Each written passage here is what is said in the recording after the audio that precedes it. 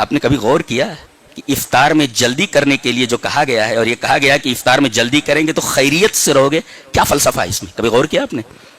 ارے بھائی 2-4 minute 10 minute کے بعد اگر کھا لیتے تو کیا حرج ہے؟ اور زیادہ ثواب ملنا چاہیے نا. جتنی زیادہ دیر ہوگی اتنی زیادہ ہم روزے میں رہیں گے، اتنا زیادہ ہمیں ثواب ملنا چاہیے. اور یہاں الٹا کہا جا رہا ہے دیر کرو گے تو خیریت نہیں ہے، جلدی کرو گے تو خیریت ہے. غور کیا آپ نے کبھی؟ ایسا کیوں ہے؟ ایسا اس وجہ سے ہے کہ ہم سورہ فاتحہ میں کہتے ہیں کہ اللہ ہمیں منعم علیہم کا راستہ چاہیے. منعم علیہم کون ہے؟ صحابہ ہیں، انبیاء ہیں، جن کے پاس علم بھی تھا، عمل بھی تھا. اس کے بعد کہا ان لوگوں کا راستہ نہیں چاہیے جو مغضوب علیہم ہیں، یعنی یہود ہیں. مغضوب علیہم سے مراد یہود ہیں اور ضالین سے مراد نصارہ ہیں. تو ضالین جو ہیں یہ نصارہ ہیں اور مغضوب علیہم یہود ہیں. یہودی کیا کرتے تھے معلوم ہے؟ وہ بھی روزہ رکھتے تھے، اور وہ لوگ غروب آفتاب کے بعد بھی افطار نہیں کرتے تھے، یہاں تک کہ تارے نظر آنے لگتے تھے اور اس کے بعد وہ افطار کرتے تھے. دیکھو کیا بتانے کے لیے کہ کیا 12 گھنٹے ہمیں بھوکا رہنے کے لیے اللہ نے کہا ہے. ارے ہمارے اندر تو وہ اسٹیمنا ہے کہ اگر ہم کو 24 گھنٹے بھی اگر ہم کو حکم دے دیا جاتا بھوکے رہنے کا تو ہم بھوکے رہ لیتے. یہ دیکھو یہ عبادت ہے.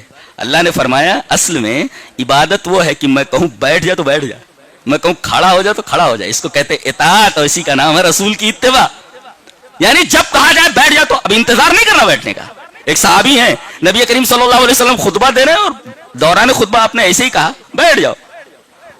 وہ قدم مسجد میں رکھ چکے تھے، غالباً عبداللہ ابن مسعود ہیں، قدم رکھ چکے، وہ وہیں پر بیٹھ گئے، چوکھٹی کے اوپر بیٹھ گئے.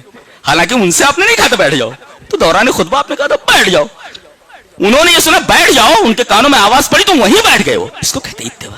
تو اللہ نے فرمایا غروب آفتاب تک روزہ ہے، تو جیسے آفتاب غروب ہو ویسے ہی افطار کر لیا کرو. ہمیں اسٹیمنا مت بتاؤ، اسٹیمنا مت بتاؤ. ایک قوم اسی اسٹیمنا بتانے میں گمراہ ہوئی ہے. اللہ اکبر. یہ فلسفہ آپ کی سمجھ میں آیا؟